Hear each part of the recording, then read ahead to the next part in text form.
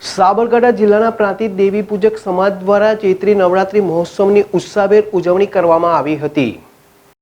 પ્રાંતિજ નગરમાં દેવી પૂજક વાસમાં દર વર્ષે ચૈત્રી નવરાત્રી મહોત્સવની ઉજવણી ખૂબ જ ધામધૂમથી કરવામાં આવે છે। વાઘેલા સમાજના ધર્મપ્રેમી લોકો ચૈત્રી નવરાત્રી પર્વની ઉજવણી ખૂબ જ શ્રદ્ધા અને આસ્થા સાથે કરે છે।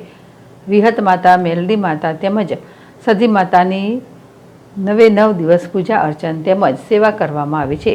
દેવી પૂજક સમાજના મહેનત કશ ભાઈ બહેનો માતાજીની અખૂટ શ્રદ્ધા ધરાવે છે અને દર વર્ષે ચૈત્રી નવરાત્રિમાં તન, મન અને ધનથી માતાજીની પૂજા કરીને ધન્યતા અનુભવે છે। પ્રાંતિજમાં રહેતા આ સમાજના લોકોએ હવે વ્યસનો છોડીને વેપાર ધંધામાં લાગી ગયા છે।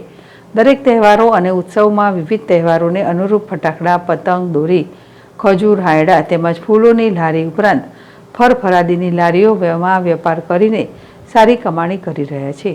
અગાઉ ઝૂંપડપટ્ટીમાં રહેતા દેવી પૂજકો હવે પાક્કા મકાનમાં રહેતા નજરે પડે છે। આ સમાજના લોકો દરેક ધાર્મિક તહેવારોની ઉજવણી હર્ષો ઉલ્લાસથી કરે છે। પ્રાંતિજ નગરમાં આસો માસમાં અનેક સ્થળોએ નવરાત્રિ મહોત્સવની ઉજવણી થાય છે, પરંતુ ચૈત્રી નવરાત્રિના તહેવારની ઉજવણી માત્ર 2 સ્થળો ઉપર થાય છે।